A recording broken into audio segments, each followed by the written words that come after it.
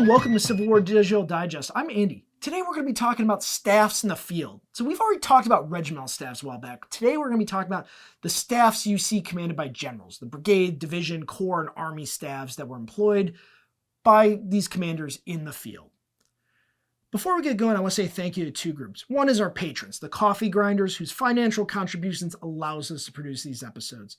Second, I want to say thank you to History Fix, who's our sponsor today. They're a history-centered streaming service where you can find lots of great content, including episodes from us and our two short films that we've produced. You can check out the link below, and you can use the discount code included to get yourself started on service there. The American military was far behind the rest of the Western military world going into the Civil War with regards to staff work. Western Europe had gone through the upheaval of the Napoleonic Wars in the 1790s and 1800s, and consequently had fielded massive armies, hundreds of thousands to million-man armies, and had to deal with how to administer and control those formations. Prior to the Civil War, the American military had only fielded an army of more than 10,000 men a handful of times throughout its history. In comparison, that's the size of a couple divisions during the Civil War, less than the size of a corps during most campaigns in the war. Consequently, the American military had never had to grapple with how to put a large, efficient staff in place. And the staffs during the Civil War are largely improvised and inadequate to the job they're doing. Consequently, there are myriad examples of mislaid orders, misbegotten adventures, all due to poor staff work, poor flow of information up and down the chain of command.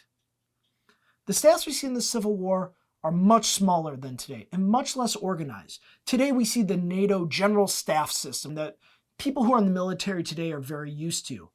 None of that exists in the Civil War. Some of the roles that do exist fall into some of those roles today, but by and large, some roles that are covered today are not even thought about during the Civil War. Most staffs don't have an intelligence officer. Most staffs don't have a single supply officer. Some of those roles aren't covered at all. Some of them are folded into other jobs, or some of them are broken up. All in all, the military during the Civil War had to go through a growing process in understanding what roles they needed covered by staff, and were still limited by Congress and by what the Army and its administration had put in place. Some commanders were better than others about using their staffs, and some had very backwards view on how to use their staffs. Before we get too much further, I want to talk about the roles of staff officers. And I'm just going to quickly go through some of these positions, but I want you to get an idea of who could be on a general staff during the war. Not all of these roles would have been at every level. For example, a brigade would have had only a couple staff officers, as we'll talk about later, and you certainly wouldn't see all of these staff officers at the brigade level. But as you go higher up through the chain of command, you'll see more and more of these roles represented on a staff. First and foremost is the chief of staff. And as the title suggests, this is the guy in charge of the staff, the direct link between the commanding general and the rest of his personal and special staff. His job is to coordinate all the information coming in and to help the commander take his orders and get them into a recognizable form and distribute it out to everyone else. His job is to coordinate the actions of all the different staff under him and to coordinate the movement of an army or corps. Next is the assistant adjutant general. The adjutant general is in a sense the personnel officer in today's military, but he has a wider role. Oftentimes in a smaller staff, the adjutant general is also the acting chief of staff. As well, the adjutant general is responsible for reports. He is responsible for getting reports, whether it's morning reports, ordnance reports, or any kind of expenditure report, hospital reports, to correlate them into larger reports to send up to higher headquarters and to send them along. They're also responsible for writing orders and distributing them out to the commands below. Next is the assistant inspector general, and his job is to kind of be the quality assurance person on the staff. He's there to go look at the subordinate commands, and he's checking on their gear and their equipment and their food, but he's also checking on their level of drill. He's checking on the competency of their officers, and he's filing reports on how the various commands are doing, so the general has a clear idea of the relative strength and skill of his subordinate commands. We have the assistant commissary of subsistence, which is a really long title to say the food guy. This is the guy who is just responsible for making sure that everyone's got the proper amount of food. And this is just food for the people. His counterpart is the assistant quartermaster general, who is responsible for all of the supplies. He's also responsible for the forage for the animals, and most importantly, he's the one man responsible for the transportation of all of the equipment and supplies that go with the army.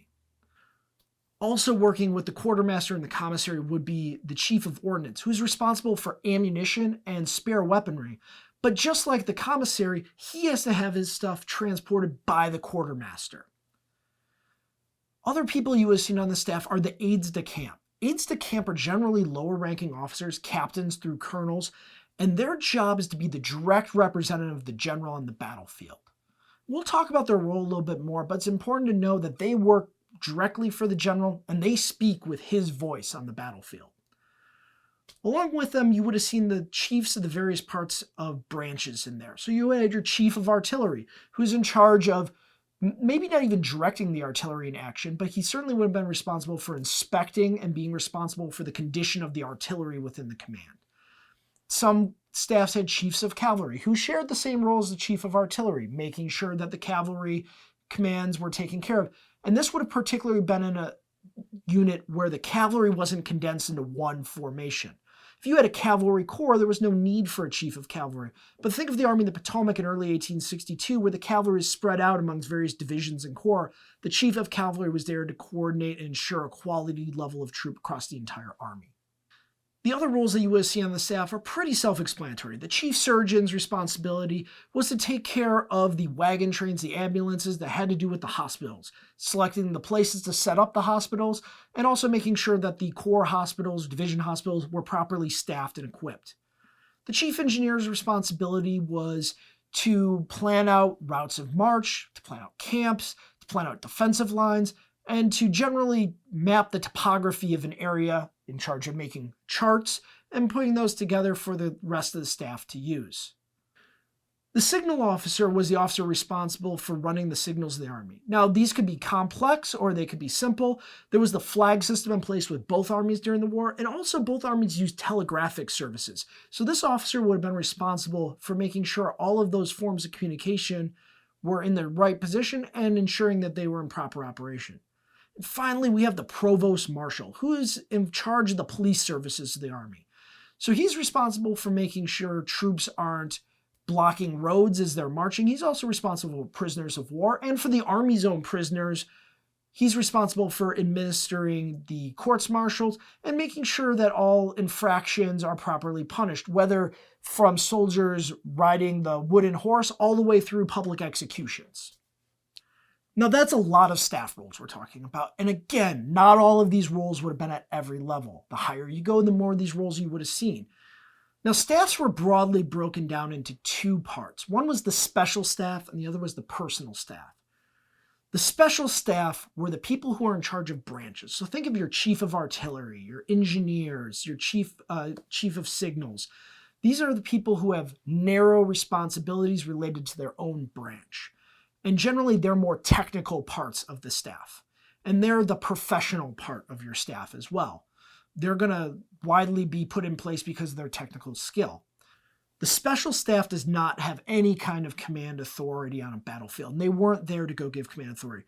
And generally, they also had a responsibility back to a branch chief in either Washington or Richmond, as well as to the general whom they served in the field. Now again, the officers on the special staff didn't have the authority to go command troops in the field.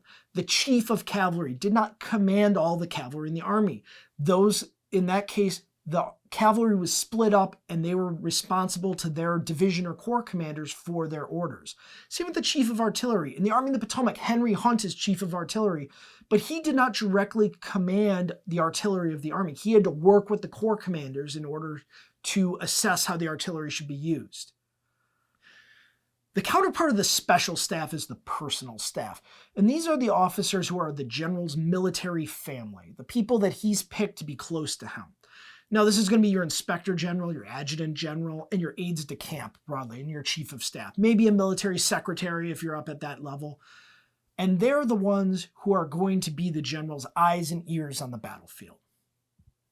When you think of the general riding around with his staff on a battlefield, he's riding generally with his personal staff. And he would go dispatch officers to relay orders, to get information. On a battlefield, that was an aide-de-camp's job. He had to be able to write down orders quickly to deliver them, but he also had to be able to take verbal orders and deliver them. And he also was responsible for making sure that the order was understood as well as received. One of the famous things at Gettysburg is General George Meade sent his son, George Meade, to go deliver an order to Daniel Sickles to withdraw the 3rd Corps from the precarious position he put it in. The younger George Meade delivered that order, but he was able to perceive Dan Sickles was not going to follow that order, and went back to his father, the Army commander, to let him know, yes, I delivered that order, but he's not going to obey it. And he was able to tell his father, you need to get involved with this. And that's part of an aide-de-camp's job, is to be able to read the commanders out in the field and to give that kind of personal insight back to the general so that he can make better decisions for his men. Commanders in the Civil War were far more responsible for coming up with plans on their own and bringing together information than we would see in a general officer and admiral today. And part of that is because of the size of the staff, and partly it's because of how generals in the Civil War operated. It was a much more hands-on position, a much more personal leadership kind of role. Part of the disadvantage of this, though, is that general didn't have a plans officer, an operations officer, making his plans for them. He had to come up with this on his own and rely on his personal staff to properly put it into place and distribute it out. Sometimes this had disastrous results. For example, at the Battle of Malvern Hill, Robert E. Lee had a pretty simple battle plan, but his chief of staff, Robert Chilton, was not able to communicate that order well out to the men. The order that he gave was that General Armistead will charge with a cheer and everyone go with him, was very ambiguous and put the entire decision-making for the charge on one brigadier general, and obviously was not Lee's intent for the battle. Consequently, the Battle of Malvern Hill was poorly coordinated by the Confederates and turned into a bloodbath for them. And it goes to show how poor staff work and a staff officer who can't take a general's intention and communicate it clearly to the subordinates can cause massive problems for a general, even as one as talented as Robert E. Lee. Staffs during the Civil War grew over time. Early in the war, the Army and Congress realized that they needed to put something in writing of what they expected the size of a staff to be. In July 1861, the U.S. Congress passed a law that actually gave the size of a staff. A brigade at the beginning of the war was supposed to have a staff of 2 aides-de-camp, an assistant adjutant general, an assistant quartermaster general, and a commissary of substance, as well as a surgeon. A division would expand that by having 3 aides-de-camp and 2 assistant adjutant generals. But the law is also not really clear about whether the other roles would also be represented in a division. And that goes to show the confusion in the early part of the war. As the war went on, staffs grew, as the generals were able to make the case that they needed more officers to better able to coordinate their troops. Going into the 1864 campaign as General-in-Chief of the Army, U.S. Grant had a personal staff of 19 officers. And this includes his Chief of Staff, Rawlins, 2 military secretaries, 7 aides-de-camp, 2 assistant adjutant generals, an assistant inspector general, quartermaster, an assistant quartermaster, an assistant commissary of substance, a chief engineer, provost marshal, and an assistant provost marshal.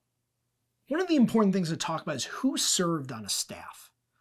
So generally, officers who served on the staff were either detached from their regiments or they were commissioned as staff officers by the War Department. Aides-de-camp, for example, were commissioned directly as staff officers, but a lot of the other roles, your assistant adjutant general, your inspector general, would be officers detached from their commands. John Gibbon, who served as the commander of the Iron Brigade, commanded the 2nd Division 1st Corps, the 2nd Division 2nd Corps, and later went on to be a corps commander. For much of the war, his assistant adjutant general was Frank Haskell, who on paper was actually an officer in the 6th Wisconsin Volunteer Infantry, but he served as Gibbon's primary staff officer for several years before being commissioned colonel of another regiment. This was not uncommon during the war, but also goes to show part of the problem with staffs is because these weren't permanent billets, officers were pulled away from their regiment to serve on these staffs, weakening the combat efficiency of the regiments because the commanders would pull away qualified officers. By and large, the men who served on staffs are those who are connected. Of course, generals wanted competent, intelligent men to serve on their staffs, but by and large, the up-and-comers, the people who have good family connections, are also going to be on the staff.